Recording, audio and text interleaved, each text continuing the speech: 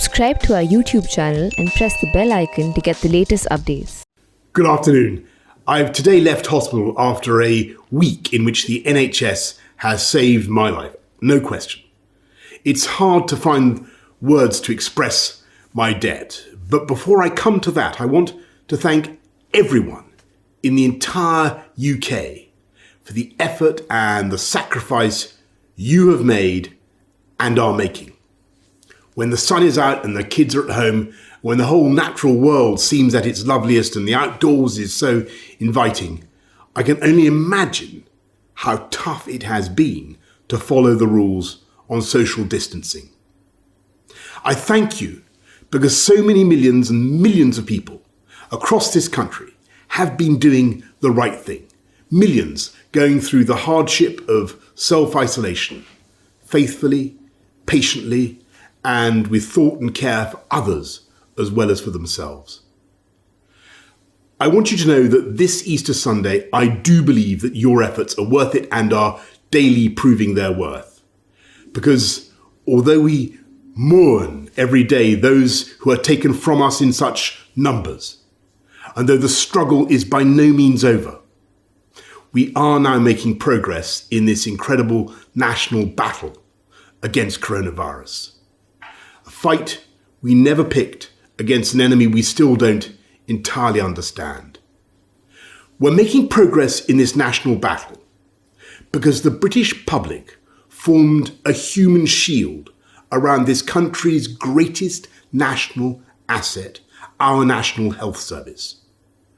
We understood and we decided that if together we could keep our NHS safe, if we could stop our NHS from being overwhelmed, then we could not be beaten, and this country would rise together and overcome this challenge as we have overcome so many challenges in the past. In the last 7 days, I have, of course, seen the pressure that the NHS is under. I've seen the personal courage, not just of the doctors and nurses, but of everyone, the cleaners, the cooks, the healthcare workers of every description, physios, radiographers, pharmacists, who have kept coming to work, kept putting themselves in harm's way, kept risking this deadly virus. It is thanks to that courage, that devotion, that duty, and that love that our NHS has been unbeatable. I want to pay my own thanks to the utterly brilliant doctors, leaders in their fields, men and women, but several of them for some reason called Nick, who took some crucial decisions a few days ago, for which I will be grateful for the rest of my life.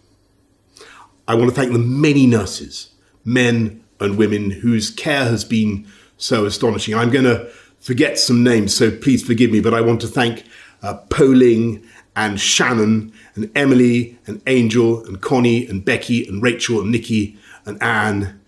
And I hope they won't mind if I mention in particular 2 nurses who stood by my bedside for 48 hours when things could have gone either way.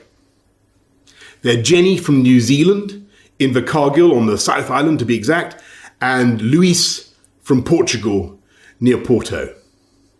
And the reason in the end my body did start to get enough oxygen was because for every second of the night, they were watching and they were thinking and they were caring and making the interventions I needed.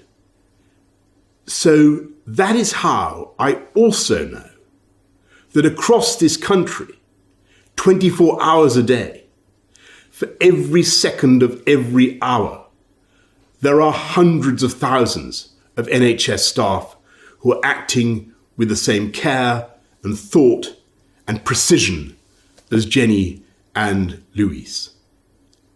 That is why we will defeat this coronavirus and defeat it together.